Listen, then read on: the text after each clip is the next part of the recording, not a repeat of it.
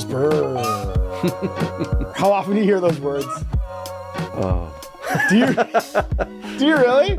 Do people actually like, I don't spend enough time in game stores anymore. I mean, obviously I used to, but not in the landscape that 3D printers lived in. Like I lived all my game store experience for the most part, like actually spending like 8 hours standing in a game store is pre that. And I always get really tickled when like a thing that's a meme gets said out loud. It's like when you hear someone say, it's that minute in The Hangover where Zach Galifianakis says, LOL, JK.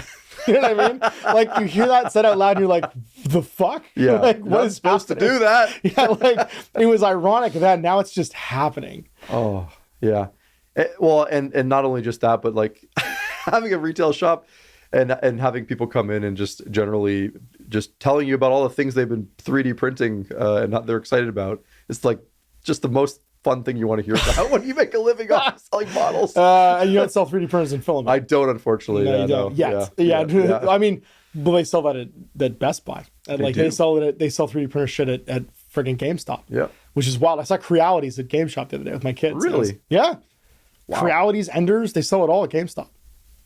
Isn't that wild? That's a pivot right there. Holy cow. Staples? Yeah. They sell it at Staples? Yeah. Hey, everybody. Welcome to another Inside Tabletop. Guess what we're talking about today? This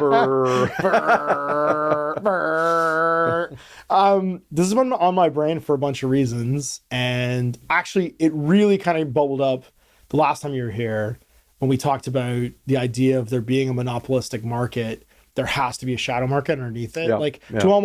To reinforce or kind of to prove the posit that there is a dominant manufacturer inside a marketplace for it to be a monopolistic market where people are making iterations on the same kind of product.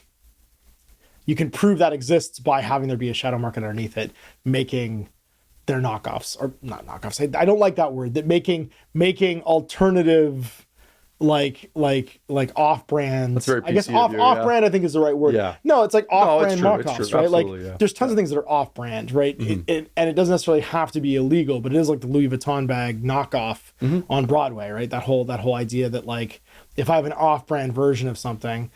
You know, potato chips have off-brands. You can buy tons of things that are off-brands. Lego has a million off-brand versions of Lego, right? Think about how many pretenders there are to the Lego. Yeah, but do they click together the same way? Well, even some of them will say compatible with major brands. That's right. Yeah. Right, and that was a big thing that Lego tried to do for a long time, to say like you can't make these; they have to be different size. Yeah, exactly. That was how they fought that market thing. They said no, we patented these sizes, and then that all expired, and now anybody can make Lego bricks as much as they want. And there's a huge that market exists underneath it. So, hi, this is Chris from Loads of War Games and Hobbies. What's up? If after 4 videos you back. don't recognize him, or you haven't been Doing watching something wrong. you haven't been watching his YouTube channel, so go subscribe to his YouTube channel and hear him and Jay do this over coffee every day. He only gets to get down here like once or twice a month. You get it every day from Jay and Chris. You can get once a week. We're talking about 3D printers. We're talking about I wanted this conversation with you because you're in an interesting position, right? Because you're between the manufacturers of tabletop products. You don't sell 3D printers, although a lot of hobby shops do today. They just kind of end run the market by selling resin, right? Or what I'm seeing happen is the more development of people like places where you can go to get them printed, right? So they have the expertise. They buy a license. Yeah, they buy a license from the creator. Yeah, and they have a catalog, and then you go in there, you get them printed, you just pay for the service essentially. And buy the physical products. Yeah. So I'm interested so first, I guess question 1, part 1 is, you've had a hobby shop for 10 years now. In the last episode, we talked about how you are like one of the last bastions of selling at MSRP. This is a phenomenon. 3D printing is a phenomenon where the consumer now has access to things that the manufacturer used to be the only person that had access to. Correct. Right? It's also blown up the market because skills and labor entered the marketplace from the video game industry, from other creative industries that were able to now create models, rapid prototype them, have them in the hands in like a 10th of the time it used to take. No tool and die makers, it's all automation, right? You've automated the steel cutting machines. You don't need someone to actually cut a tool. And this is like fundamentally changed tabletop and everything. You can buy 3D printed like cosplay accessories. So where has that landed for you in the 10 years you've been running your business? How has that changed? Like, what do those conversations look like, and how have you thought about incorporating this into your business? That's a great question. It has changed a lot in 10 years. Like probably in the first couple of years, you'd hear like the odd person would have like what they called like the filament or the PLA printers or whatever. And they'd, occasionally have a guy come in and be like, look how cool this is. And you'd be like, that looks horrible. Some of the early 3D printing monstrosities were, it was like, it's a dreadnought. It's like, it's a box. Bless them. Bless their souls. They were so excited. You know what's funny though? They could see past what we could see. They could. That is, I don't want to actually dunk on them because as much as at the time it looked like dog shit and it wasn't something you and I would build and paint and play with, and it couldn't compete. Today it's sometimes better than what's available in the marketplace. Absolutely. Yeah, no, absolutely. And I think there was always this idea in my back mind, like we knew it was going to get better and more prevalent, but there's also this feeling, this counteractive feeling where you've been in the hobby for so long and you've been building kits, and it's hard to imagine 3D printing replacing those things that you do and enjoy.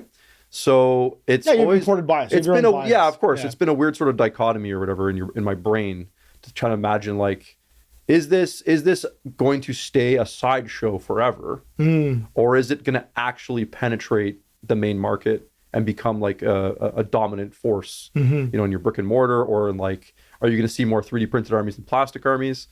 And where we are today, I'd say like, a lot of customers that come in own 3D printers. Like it's kind of startling. Like they're so for the high quality 4K resin ones, like we're talking like a few $100 to get a cheap one.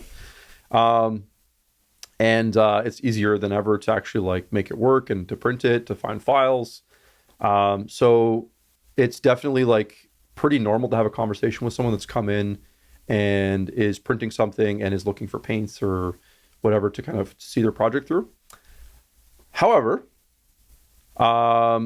for the vast majority of people that are doing we'll say the Games Workshop hobby, because I think it's important to kind of say say that, and that kind of goes back to our like monopoly discussion we had. Most people are doing the Games Workshop hobby, so this is where they've kind of like insulated themselves in a way. I think it's still hard for the 3D printer to fully emulate the experience you get when you buy a plastic set of miniatures.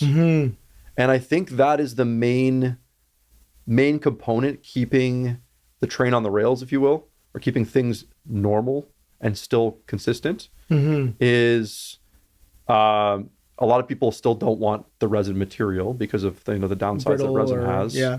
And they lose the experience of like actually building a kit, which, for all you gamer heads or like painter people like myself, building models aren't fun or whatever. It's like, no, there's a poop ton of people that building is everything to them, right? Well, it's tactile. There's a tactile element to the experience that becomes missing. Not that you can't print 3D miniatures, like, and this is all anecdotal too.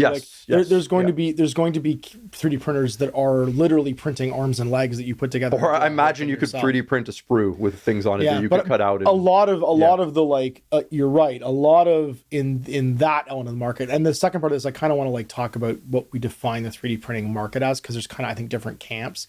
But a lot of that underclass market or off-brand market for creating, Games Workshop or Warhammer products seems to be around making it as easy and cheap as possible to get that on the table, right? To skip all those steps basically.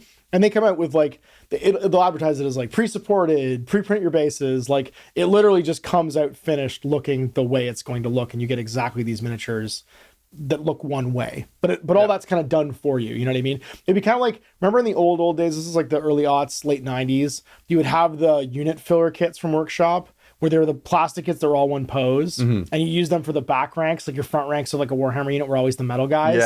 And then you had like the Goblin Spearmen that were all like two poses, or the Goblin Archers that were two poses, or the High Elf Spearmen that were two poses. And you kind of filled out your ranks with these not quite as nice single pose miniatures. Sure. It does feel like a lot of the effort being made in the design of these things is to make these and they're beautiful miniatures. Like, because you don't have to build them, they can be way more detailed and way more impressive and way more like crazy looking. But then they come out done. Like you break the supports off them and they're just finished. Like you have a whole dragon that's just built. If it fits inside your print bed, it just comes out that way. It's just finished. It's to the finished part right away, right? Yeah, you skip that whole tactile step. Now, I will preface like my personal experience with 3D printers. Like I generally avoid them myself, but I'm also very fortunate. I have like a couple buddies that are really into it.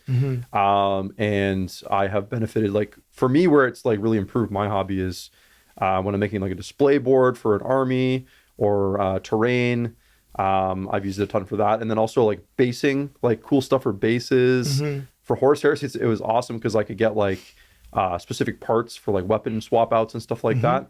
We used it a ton for that. So that's kind of, I've almost used it as like this accessorizer or whatever for like, Yeah. My experience is similar. I do own a 3D printer. I got a 3D printer over the pandemic so that I could collaborate with Austin from Death for Designs. He actually did all the work of like researching it and just made it easy for my stupid brain, taught me how to use it so that we could do Steel Rift together. So that he could do the model end, I could do the rules end, and we were able to basically like collaborate because of this technology. And then since then I've used it off and on for either, and this is kind of, maybe we can dovetail into the camps thing talking about this, because there does seem to be three types of creator on this market. There's the off-brand market who are making miniatures and models and things. It doesn't even need to be like miniatures. It could be anything, any kind of off-brand thing, and making it that you can make it yourself at home infinitely with a one-time cost. right. So it isn't free, although some people do give the more. It's funny because it seems like the more egregious the copying and pasting is, the more likely it is to be free. But their off-brand version of something is typically the goal, and that you will play and go into a game system that someone else is making with these miniatures.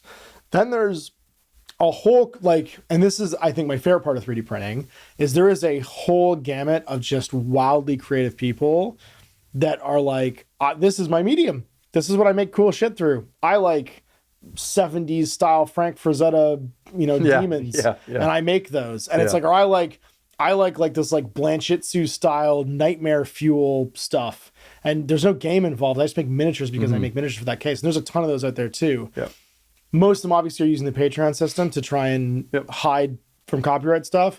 You don't typically find that stuff for sale that's more egregious and a copyright violation in like Cults or Thingiverse or any of these like websites that you can get stuff from.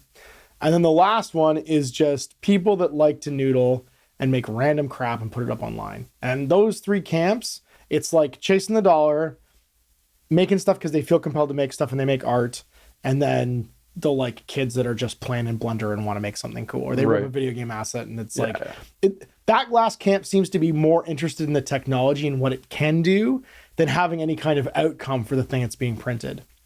The first two camps are very outcome driven. I want to sell this thing so that you can play something else to do it with and either send some kind of message to the manufacturer or, get it for cheaper or whatever your motivating driver is. The other ones are just compelled to make art. They're artists and it's just a medium for them. And the last ones are technology enthusiasts who just want to see what they can make. Which for a large portion of I'd say maybe 5 years ago plus, was the vast majority of people that were buying 3D printers, right? I think like so, they were like tech bro-y kind of people. Like they were really into tech. And it was hard to have conversations with a lot of them, not because they weren't great people. It's just more that it felt a little bit like a crypto salesman in a way where like people buy into something and they're really excited about it. And in order for it to feel more valuable, they have to almost like become a salesperson for it. That's okay. So that's it. So that's the question I wanted to ask you is camp number one. Sure. The people that are buying the off-brand stuff. You've had conversations, I'm sure, with all three of these camps. How does the conversation go typically with camp number one, with the off-brand people that want to tell you about their hobby being made inexpensive or punk rock or fuck you because they've now bought it once from a 3D printing Patreon or they support this Patreon and they can have their army infinitely forever? How does that conversation go? And how do you feel about that as a person running a brick and mortar store that doesn't engage with this? Yeah, for that conversation to even sort of happen in real life, face to face, it requires a certain level of like the customer doesn't quite understand what they're saying in a lot of ways, because like the position like you just described that I'm in, like I'm very much like making a living off of the opposite of what they're doing. So I think it's it kind of goes to a point where you're like, look, I'm happy that you're excited about this, but we're a business here, and we make a living off of selling miniatures, right? So A lot of those guys get it, and they kind of like they buy their supplies or whatever, and they whatever. But to be honest, there's not a lot of them that actually even come out to the shop in the first place because they're not customers. Sure. Right. Yeah. So they probably game somewhere I have else. very rare interactions with Group One. I will occasionally get like messages from them on our Discord or Facebook. The most common question I get from them is, how do you feel about people using 3D printed armies in your store? I was going to ask that question. Yeah. How does that go?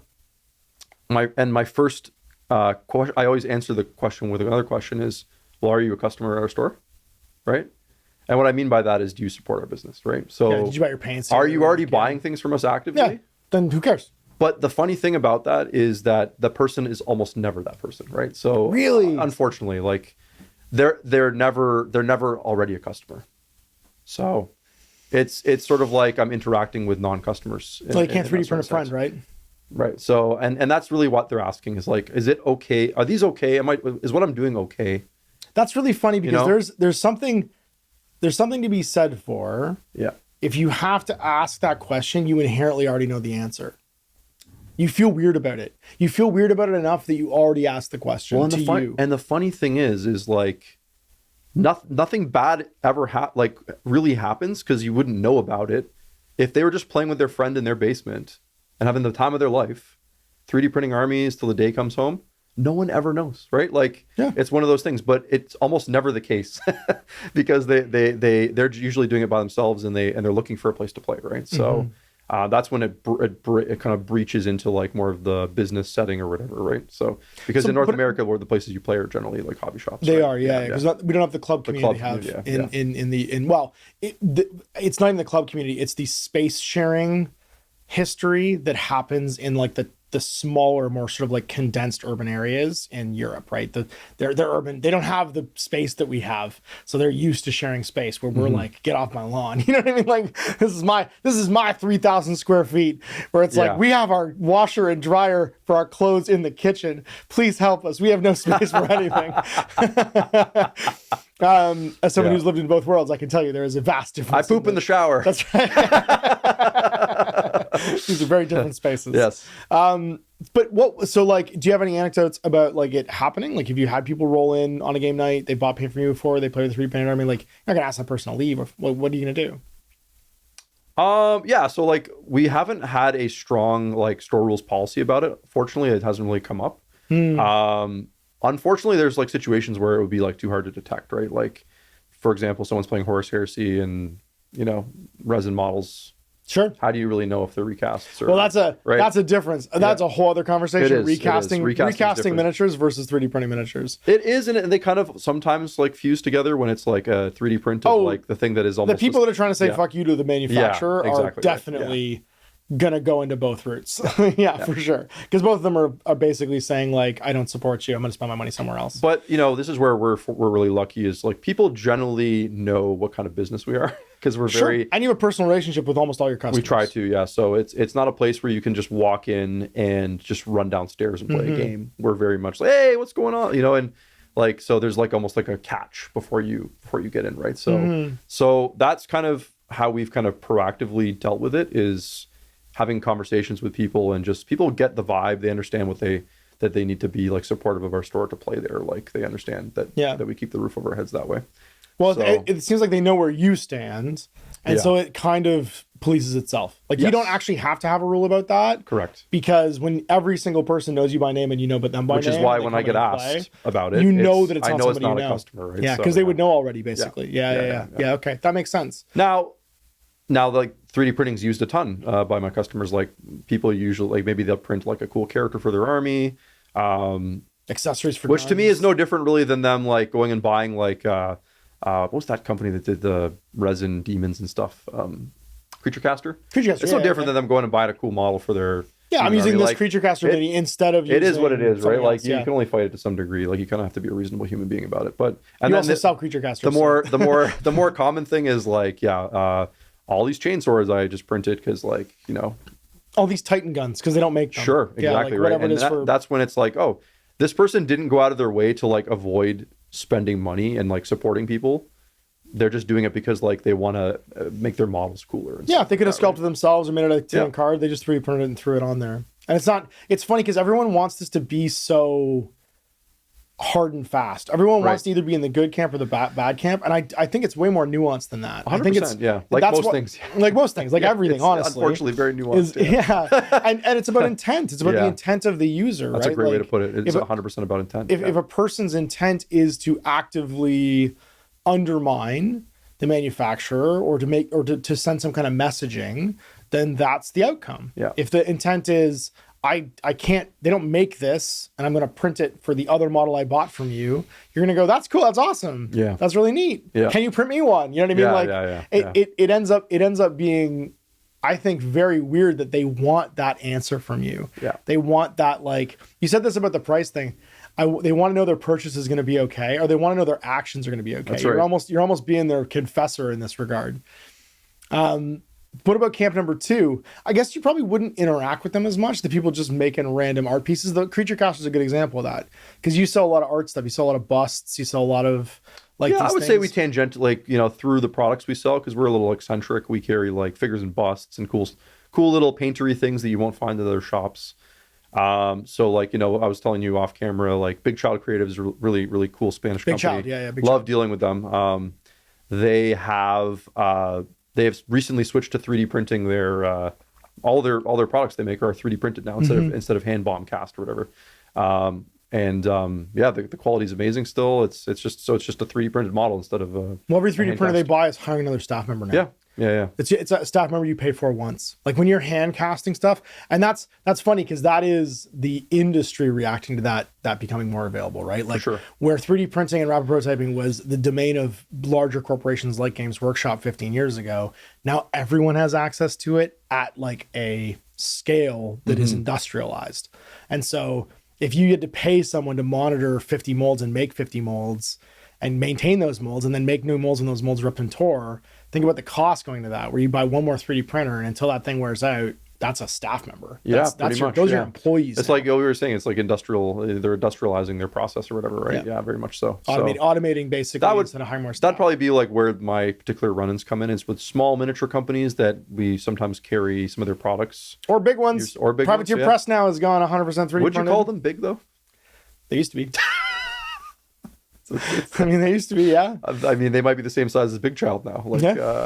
Who knows, right? So, it's non-Games Workshop companies, I think, are all looking at this right now and saying, is this a way to do things, right? Well, because when you think about it, it is also hiring a staff member. Yeah. It's anytime anything's automated, it's funny how much more product comes into your store that way now, especially if it's not easily breakable. I would be shocked. I would actually be really surprised if a lot of your bases that you sell now aren't 3D printed. There's probably a lot more things that are 3D printed than you know about. You probably, and we get companies like Gamers Grass that sell like little resin packs of things. Guaranteed those things are 3D printed. Yeah. Right? Like, so it's sneaking into the industry in really interesting ways. And I think making my job cooler in a lot of ways. Like Green Stuff World's another company. They 3D print a ton of little bits and things like that. And I love like ordering that stuff and having it on the shelf. It's like little fun things you can find in a store that are kind of neat. Yeah. Well, I mean, it's a new market. It's a new market technology. So it's going to spawn opportunity for people who are creative. Yep. It's like anything else. You know what I mean? As soon as you have a free marketplace that isn't controlled by one company, people who have a creative idea that go, oh, this is a medium now for me to make something, you're going to end up on the front face of that because you're going to be able to buy it and sell it on the retailer end. And I think embracing that as businesses to make things is where, because there has to be a fundamental understanding. Like I've tried to convince a lot of people that were like all into 3D printing that I'm a person too. Yeah. And that my interests don't lie in that at all. Like it would almost have to be paper printing simple for me to ever engage with something like that. I just don't have an interest in learning about 3D printing. It's a lot of work. So it's a lot beyond, there's a lot of people like me. There's consumers that just want to buy the cool things that the 3D printers are making. So where it really starts to impact my retail business in a really positive way is some of these companies finally catching on and saying like, look, I get that a bunch of people can like make these little sandbags at home with their 3D printer, but like the most of the market don't have them. And wouldn't it be cool if we just packaged them and sold them like as accessories? Well, when a business recognizes that their wall to more customers is the actual delivery medium, is that if this only exists in a digital space, to be my customer, not only do you have to exist as a human person with money, you also have to own and understand how to operate this device. Sure. You're inherently creating a wall around your potential customer base. There's a limit. It runs out. They have to have interest in tabletop games, own a 3D printer, have money, right? Your barrier is have money. Yeah. That's it.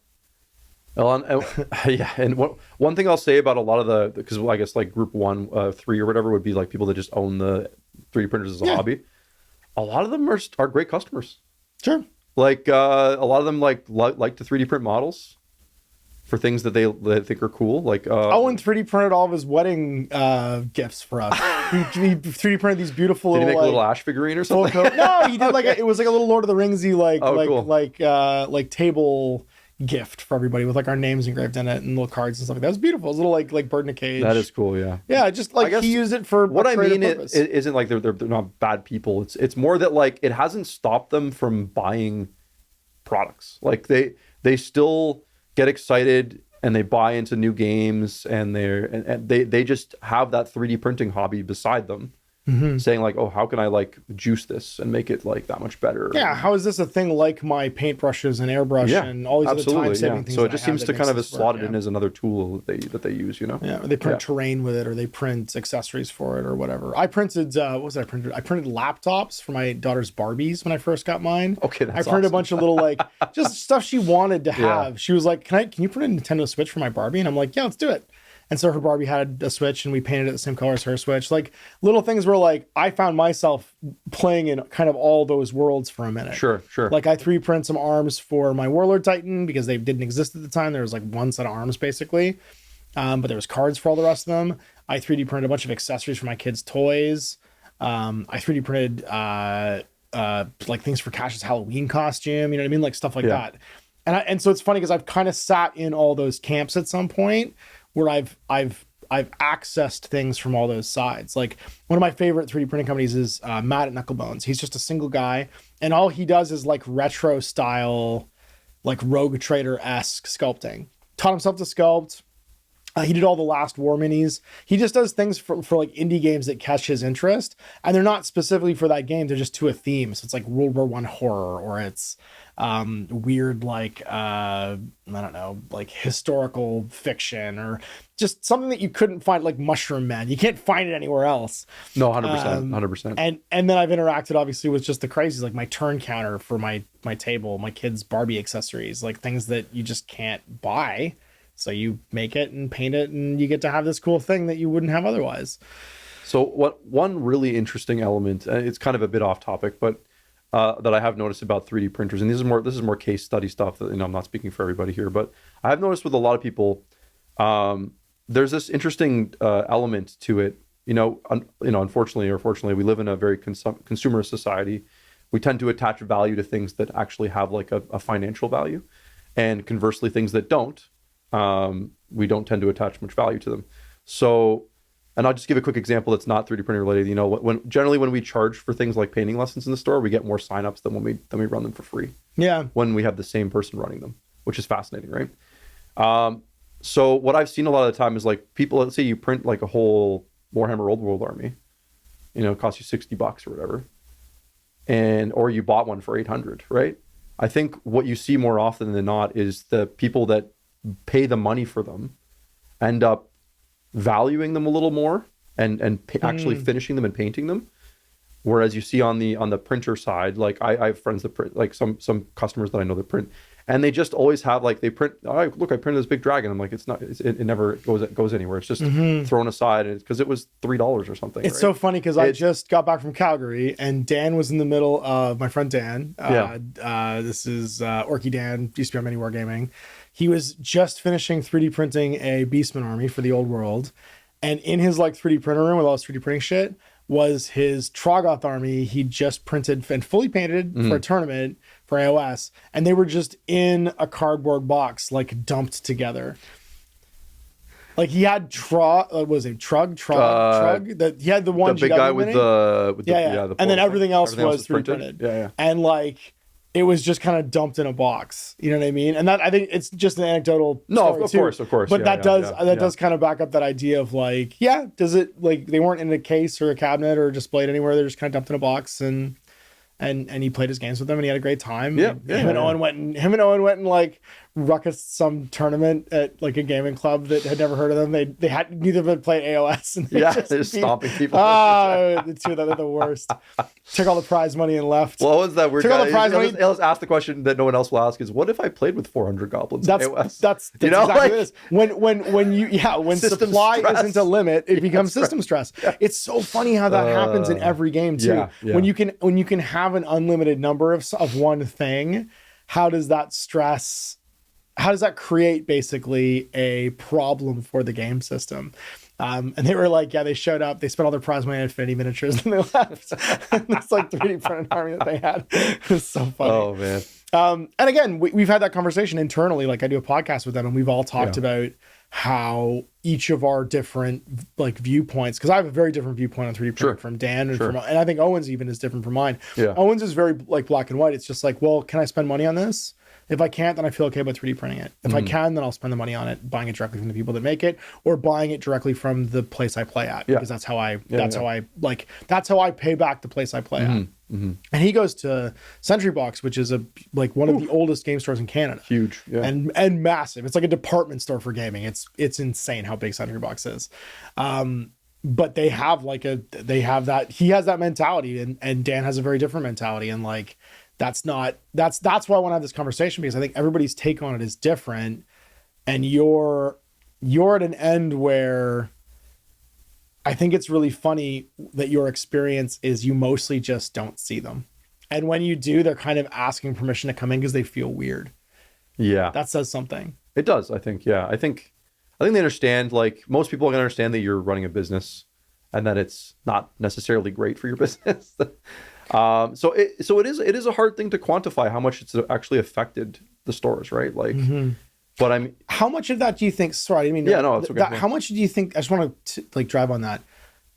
Remember we talked about that parasocial thing where you're kind of the face of Games Workshop in some situations. Right. How much of that uncomfortableness do you think comes from the idea that they're saying "fuck you" to the manufacturer, and that in a way you represent that manufacturer, so they feel weird about you being in the middle of that? Fuck you. Like, yeah, because like they're very much aware that you're not the company. Exactly. A lot of the time that they have whether it's justified or unjustified, their feelings about the manufacturer. We unfortunately do bear the brunt of a lot of that. Like whether it's positive or negative. It's always interesting to see. Like I've had times where I've run in with customers where they're like they got mad for whatever reason about GW, so they're going to go off and 3D print their own Space Marines, and I'm like, you're still making Space Marines. It's kind of funny, right? Like it's still in a way, like even like stuff like that in a way promotes Games Workshop algorithmically, especially. Absolutely, right? So like if you think about it from this point of view, from like the point of view of, let's say, just Google. Yeah. If there's controversy involved, people click on it. That means you can put an ad on it. That means it's good for Google. That means it's good for Games Workshop. If it just drives the word Warhammer, you are currently algorithmically promoting that. And I think there's a real irony there where like there is no negative impact to the manufacturer of those products when you are boosting the overall marketing perception algorithmically for them. It's like weirdly, it's like Tesla having a recall. It just makes them seem bigger and more famous. It's weird. Yeah, that's totally an interesting comparison. Yeah, like it's just like, a tech billionaire saying something stupid on X. It just makes them bigger and more famous because people then hate watch and they hate engage and they get dragged into some algorithmic thing. But do you also think sometimes like there's people like people that are like true like Games Workshop people, like fanboys? I guess I'm guilty of that sometimes, but they're like, oh, I have the real ones, right? Like they're so having like almost like fake versions of things makes the real ones or the proper. Of course, it tribalizes people more. So it almost like pushes people more towards like feeling strongly and good about their purchase, right? So there's also that element to it as well. Creates a group mentality. Yeah. There's absolutely. I mean, inescapably, there's a group mentality in everything today. Absolutely, yeah. Because that's what the algorithm wants. The only way you get vibration between two things as if they're polarized, right? And vibration is engagement. You need polarized topics. Yeah. The machine overlords that we have want us to be polarized. And as this is a perfect medium for it, because it's a digital, you're talking about a digital versus real space dichotomy of I want to sell you a physical product I made myself versus you can make all the products you want forever. There's nothing more polar opposite than those two things. I want to not spend money with you and make them myself. Well, I want to make them myself and then make you spend money on them. Those two things are as far apart as possible. Yep. And when it comes to engaging the machine that is social media, that is marketing, that is all the things that we look at while we ride the bus, ignore our kids, like whatever today, that you're watching right now. Right now. You know what the name of the 3D printing group on Facebook is called? It's called Fascist Free Zone. For real? It's kind of telling, isn't it? Like that's really funny. Like the ideology. That's really about funny. It or oh, well, it's funny because you see them hiding from the like search bots or whatever algorithmically. Like there was a whole custodians army that you could 3D print on like called 3D, and it was just called space janitors. So they called them space janitors. So it's like space janitors with mops, space janitors super tank, space janitors like whatever. There you go. There's your search terms, guys. If you want to go find the space janitors. But like somebody pointed that out to me the other day. They were like, oh no, they just hide from the algorithm by changing the names of stuff all the time into something you wouldn't search for. And then they learn the next name, and then it just becomes this like ongoing shell game of them like running from the DNCA or whatever. Shutdown notice, like bots. Right. But that's it, like that's I think the great irony is that both sides being at war just feeds the overall marketing message. It doesn't do anything to degrade it. It won't do anything. It profits the people making the content because it drives more banner ads, which drives more content, which fuels the machine to. Well, I mean, we have the evidence of that, right? Like it's never been easier to 3D print models at home. You buy them at GameStop. And buy them anywhere. And Games Workshop is bigger than they've ever been like before, right? So like it's clearly, it's kind of incontrovertible. Yeah. I mean, it didn't kill them. I mean, and also it created really cool opportunity for medium to small size businesses to create new things. Yeah. Which is why I think at the end of all of this, my opinion hasn't changed. Like it's not good or bad. It's just it is a function now of the marketplace that we have access to these things, and the marketplace is stabilized around it. And the controversy between those two positions is now being monetized. Well, and I hope, like your point about small companies, my hope is that like it helps some of these small companies get the margin back that they need to stay alive for a long period of time. And then maybe you can get to a point where like we start to see some of these companies start to sell in retailers again because they can actually afford to, essentially. Yeah, absolutely. Well, that they hit the wall. I want more businesses that right now sell their own proprietary creations and IPs by 3D printing them. I want them to hit that wall of customers to the point where it makes sense for them to sell physical products to everybody that doesn't own a 3D printer. When that starts happening, that's when you have a real free marketplace all of a sudden of companies that can manufacture something at scale. Because every 3D printer is another employee that you're hiring that can make you more product. Yeah.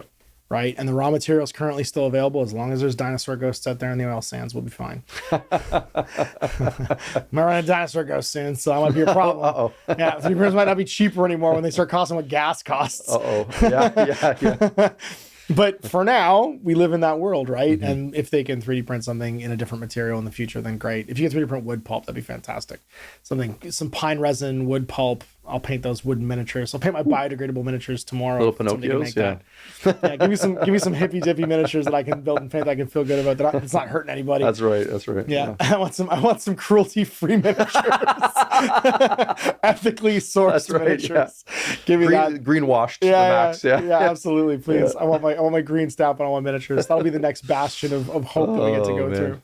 I mean, I love that. I mean, at the end of the day, I love that it was Nothing Burger because it just contextualizes the argument. Because at the end of the day, I think that the more people fight about whether or not it's ethically right or wrong, the more the people that want it to be something that's like a counterculture statement miss the point that it's actually just feeding the thing that they want to be a counterculture to. You don't get to be a counterculture by being the opposite of something, because in the world that we live in today, that just creates engagement. Like that just creates more more ad revenue and more incentivization for people to push people into two camps. And I'm not really interested in that. It sounds like your store is not that place. It's a place where all that shit can coexist. Yeah, I think you have to have a good sense of. I think for any hobby store owner, they probably thought a lot about this, and I don't think there's a right or wrong way to kind of react. I get the people that want to just say no to everything.